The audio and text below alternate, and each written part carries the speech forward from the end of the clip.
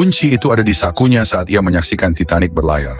Kunci tersebut membuka sebuah lemari di menara pengintai tempat para kru kapal berjaga untuk mengamati bahaya.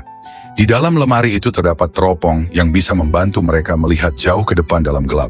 Namun petugas yang memegang kunci tersebut turun dari kapal sebelum kapal berangkat, tanpa sengaja membawa kunci itu bersamanya.